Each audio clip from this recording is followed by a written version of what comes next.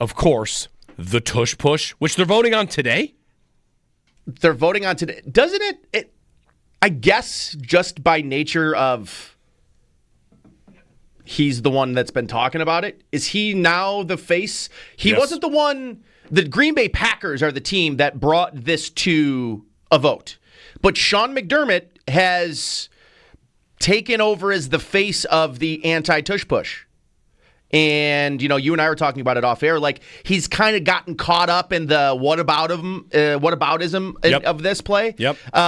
When in reality, I think it's quite simple. He's making it more difficult or more complicated than it needs to be. Yeah, I would agree with that. We've got a clip here. We're going to play it. We'll start and stop it and go through it because McDermott was front and center. Like you said, he's taken a lot more on this than McVay. The reporting was it was the Eagles GM and assistant GM and McDermott and McVay having an animated conversation. So I think McVay is on the side of banning it. Andy Reid appears to be on the side of banning it. Whatever. You've got multiple coaches, but it is McDermott that has gone front and center. I guess it's because he's on the competition committee, right? Okay. So he's in that room, and this all sounds like an episode of House of Cards or any other political drama or, actual political theater where you've got different factions, Nate, trying to convince, buddy, we should vote to ban this. Shouldn't we vote to ban this? The Eagles, of course, want to keep it. The Bills, they want it banned. But then the Bills are asked the question, well, why are you running it if it's so dangerous? Which is a totally fair question. We've got a clip from Zach Gelb on CBS Sports Radio, Infinity Sports Radio Network, about this, which I thought was fair. But first, McDermott, because I want to have McDermott here. He's the Bills head coach. He's out front and center. He's the one making all these points. And it is worth asking if he is doing it because he feels like this is what I kind of have to say about it versus what the real motivation is. So, Sean McDermott with the assorted media. Again, we're going to start and stop it here as we can. And it's not just the Buffalo media. This is, you can tell by the tone of some of these questions. You can tell there might be some Eagles media, and they're like, well, what are you doing? It's a little bit of gotcha or whatever. It's pointed. The questions are good. And the responses from McDermott, I don't think they don't have the answer. He doesn't have the answers to a lot of these questions. So let's get a little bit of McDermott here on this.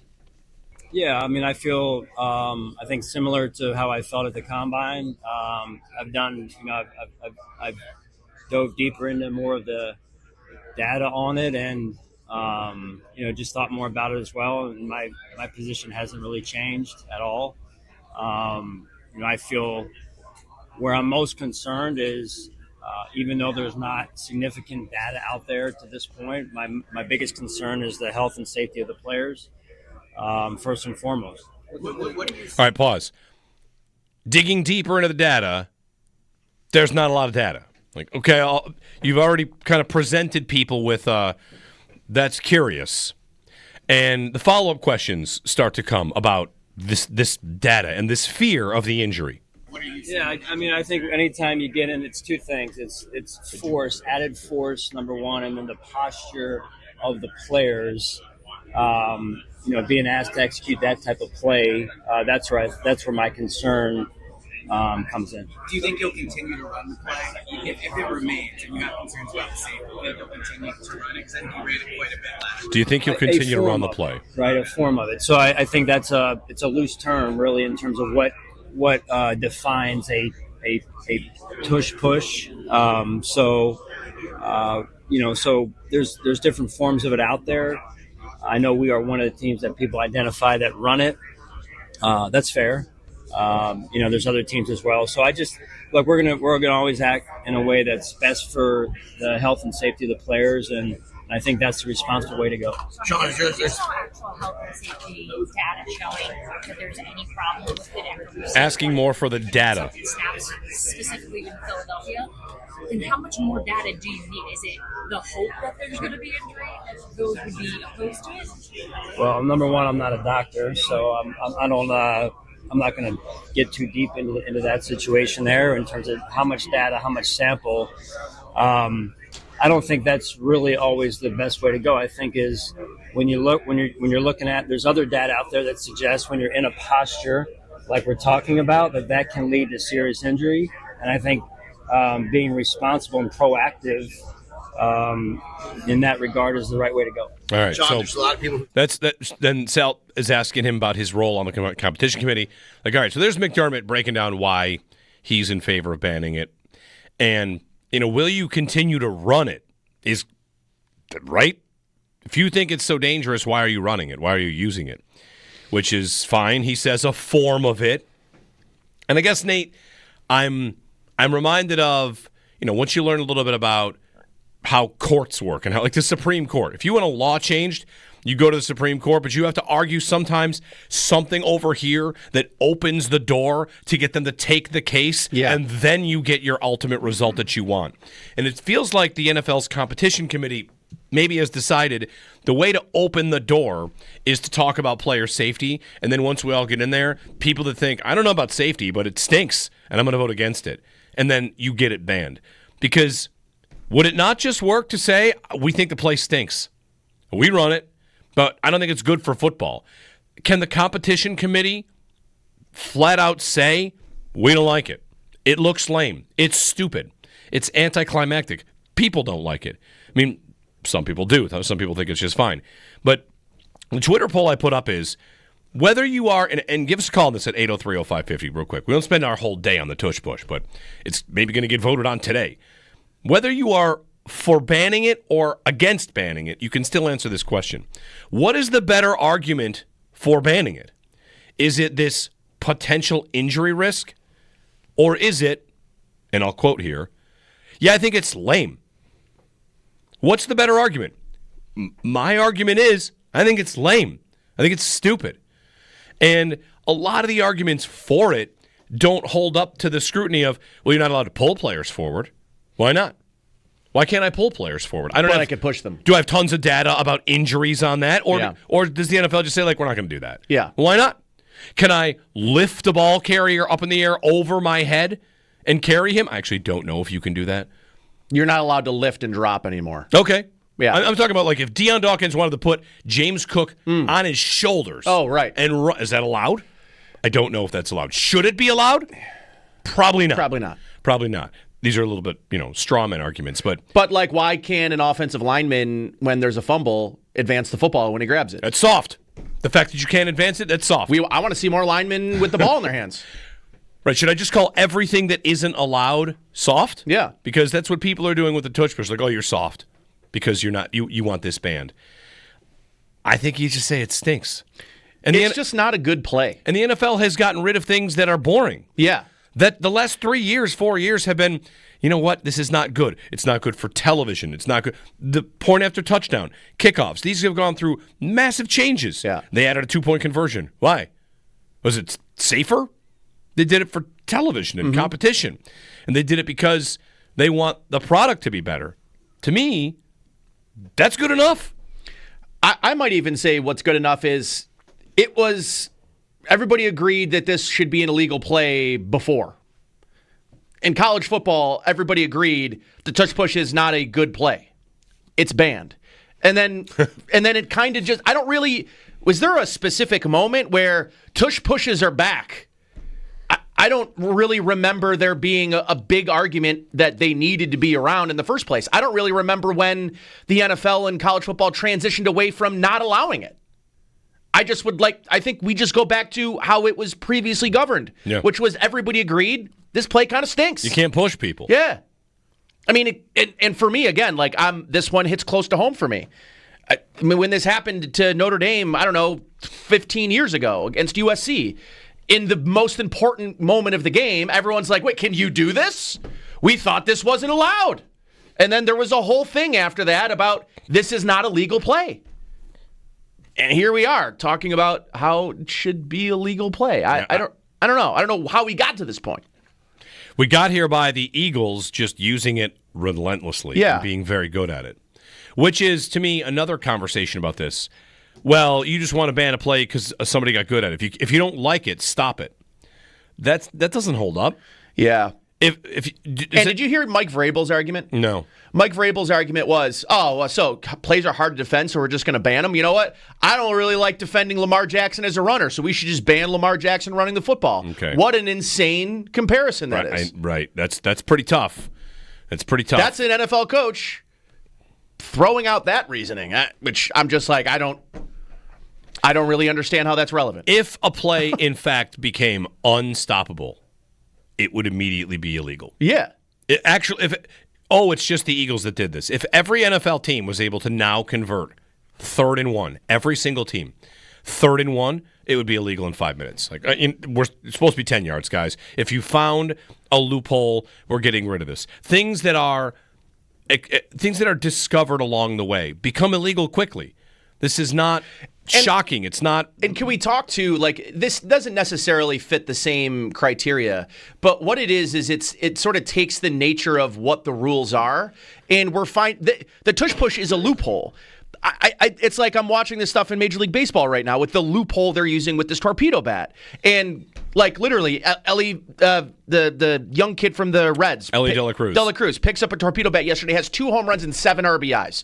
Major League Baseball's like, well, we're just going to sit back and we'll let you guys figure this out on your own. Right, wait until he has 30 home runs at the All-Star break. The nature of the rule says smooth, meaning again, it's a loophole in the wording of the rule. Mm-hmm. And Major League Baseball isn't seemingly interested in coming in and redefining it or at least putting definition to it. It's almost the same thing where it's, a loophole that no one has ever really tried to push the barrier on until now. I think we all can agree there is some level, if not a significant level, of effect on the game, and Major League Baseball is deciding not really to address it, which I think is a mistake for or against. They haven't really come out on any position on it. And for the NFL, it seems like this conversation is gaining steam because it's the owners' meetings, it's the offseason. If this doesn't pass and it just continues to be illegal play, we'll talk about it next year. We'll talk about it next year and the year after that. So, I think the inevitability of this being banned, to me, I think is a certainty. It's just, is it going to happen now? I think this is the first time there's real momentum towards this. Yeah, it's the first time it's going to make it out of the competition committee. But I still think likely that it doesn't get overturned. Trying to think of some of the other things that have come and gone. Like what came about and was made illegal. Because the NFL... Pass interference, reviews on pass interference. Remember that came in for 1 year? They brought it in for a year, and then they got rid of it. Yep. There's also the play where you can hold every single receiver until the clock runs out. Yes. They made that like a delay of game penalty, right? Didn't they change that where the time goes back on the clock? Yes. Why'd they do that? Are they soft? Or it's an untimed play. Or something like that, yeah. Because, that's what the Ravens have done that. The Seahawks used to do that. Hey, hold on every play until the clock runs out, and then when they get a defensive penalty, they need a Hail Mary. I absolutely appreciate exploitation of the rules. Mm-hmm. That's the job. You're a coach, you're a player, you should find those loopholes. You should dig for them all the time. I mean, you could go not that far of a leap. The changing of the lottery odds in the NHL. For people that don't really remember the arc of that, it did not change right after the Sabres tanked. There was a change well before that. It used to be that there was no lottery. Then they decided, well, that's not okay. Let's put a lottery in. And back as recently as when the Avalanche got McKinnon, it used to be that the team with the number 1 odds had like a 50 or 40% chance to win that pick. You had a big chance to win number 1. Then they rearranged the lottery odds because they thought, well, that's not good enough. The NBA. Look what the NBA did with their lottery odds. Why are any of these leagues ever changing the rules? Whether you agree or disagree, they're doing it because they think, we have an inequity here. And if there's an inequity, all these leagues, in American sports for the most part, are designed for, we want teams to stay close. We want teams to continue to succeed. We want fans to buy in. And I know, I'm not making the tush push something that keeps the Eagles good and keeps the Giants bad. That's not what this is. But inequities are the number one thing that these competition committees are going to look for, something that doesn't seem right. It used to be you could tackle a quarterback around the knees. Then they decided you can't do that anymore. Yeah. Used to be you could smash a quarterback in the head. Now you can't do that anymore. Used to be you could make contact with the quarterback at all. Right. Now you can't do that. That. That's right. And you might not like every one of these changes. I fully get that. But what is it about? It's about keeping the best players on the field, keeping the product as good as it could be. And again, to me, the easiest answer to this is just, well, remember when it used to be illegal to push the quarterback? It's illegal to push the quarterback again. And you can still do the play, and you can still smash the big guys. But McDermott is, again, back to McDermott, I think he's just getting himself into trouble because he's arguing a side of this that doesn't move people. What moves people is that it's dumb, that it stinks, that it's not fun to watch. Unless, of course, you're a Jalen Hurts fantasy owner, in which case you do like this play quite a bit. I think you feel the same way, generally speaking, about Josh Allen. But I think both players, I also think that it's maybe a little overstated how much the play is truly affected by the push. It's definitely affected. I bet you that if they ban this play and quarterback sneaks, they'll continue to happen on 3rd and short and 4th and short. If the percentage moves 5%, would that surprise you in the other direction? You mean Would you how think it'll be successful more? Or how often it happens? No. I think if it, let's put a side by side. Let's just say in 2025, the same amount of quarterback sneaks are done as 2024, but there's no tush push. What percentage difference of success rate do you think there would be? I think you would drop from like 99 to 94. Right. Yeah. So in this, I'm almost making the argument of why are we even having the argument in the first place? Which I just want to be clear, I'm on the side of I think that they should ban the play. But I also don't know that it's really a dramatic difference maker one way or another. Tom Brady, like you said, he went 59 to 60? Yeah, a million in a row. He was right. 803-0550. Get some comments. We have some responses on Twitter. Sal's going to join us next segment as well. 70% on the Twitter poll early say the best argument against it, the better argument against the tush push, is that it stinks. 30% say the injury risk. There's, of course, Jason Kelsey's comments on this. He's someone that openly hates the play, says it's not fun to run. A couple comments in Twitter. Kelsey says he's going to have neck issues for the rest of his life. Sure, offensive linemen probably don't like it. I don't know if quarterback. I don't know who likes it, but and I wonder if there's a point in there. Are McDermott's players saying we don't like this play, and if you get this thing banned, it'd be great? Are Nick Sirianni's players not saying that? Right? Yeah. You have some coaches, some players that have opinions because it almost feels like, again, the fear of being called soft. Everybody wants to call people soft so they can feel pretty hard. You got an offensive lineman that says, like, I hate this play. I don't want this play run. If they made it illegal, that'd be great. It'd be better for me. My life would improve. Are you not allowed to say that? You know a defensive lineman certainly can't say it because then that guy's not tough enough. Why don't you just get better at it is what the response is all the time. So it is interesting.